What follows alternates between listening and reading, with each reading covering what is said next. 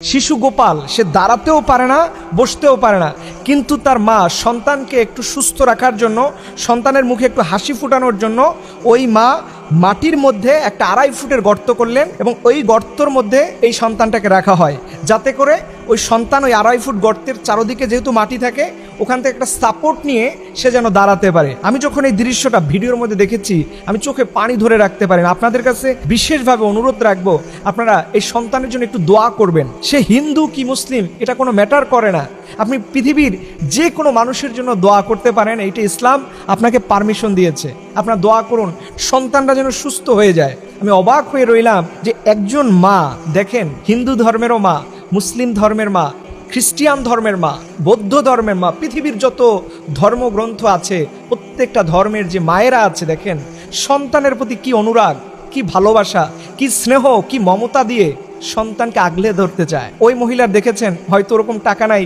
যে একটা wheel chair কিনে দিবে, কিন্তু তার হৃদয়ের মধ্যে সন্তানের জন্য কত ভালোবাসা।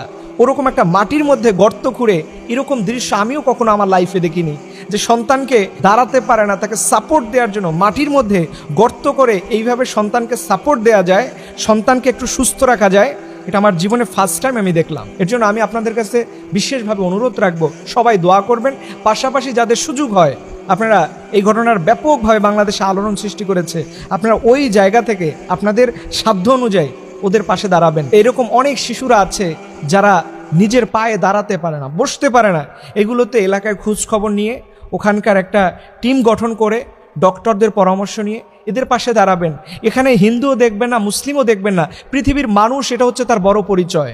এর জন্য আল্লাহ রাব্বুল আলামিন বলেছে যে সবার আগে তোমরা মানুষ হও। মানুষকে আল্লাহ পাক এত মর্যাদা দিয়েছেন, মানুষের জন্য এই পৃথিবী, মানুষের জন্য সব আয়োজন। এই যে নিষ্পাপ শিশুদের পক্ষে থাকি, কারণ এরা হচ্ছে ফুটান্ত গোলাপ, এক একটা ফুল, এই ফুলগুলোর যে কত মর্যাদা, এই ফুলগুলো যে কত দামি, এটা আপনি কল্পনাই করতে পারবেন না। বিশেষ করে আল্লাহ নবী সাল্লাল্লাহু আলাইহি সাল্লাম তিনি বলছেন, যাদের সন্তান আছে তারা যেন তাদের সন্তানের মাথায় হাত রেখে প্রতিদিন একটা দোয়া পড়ে, আল্লাহুম্মা ফাক্কিহু ফিদ্দীন ওয়া আল্লিমহু তাওয়িলা। এতে করে আপনার সন্তানের ব্রেন শক্তি বৃদ্ধি পাবে, আপনার সন্তান যে ভালো শক্তিশালী একজন মানুষে পরিণত হবে। এই যে মায়েরা এত সন্তানকে ভালোবাসেন, এর জন্য আল্লাহ পাক কোরআনের মধ্যে তিনি মায়েদের স্পেশাল মর্যাদা দিয়েছেন। ওয়াকাদা রাব্বুকা আল্লা তা'বুদু ইল্লা ইয়াহু ওয়া বিল ওয়ালিদাইনি ইহসানা।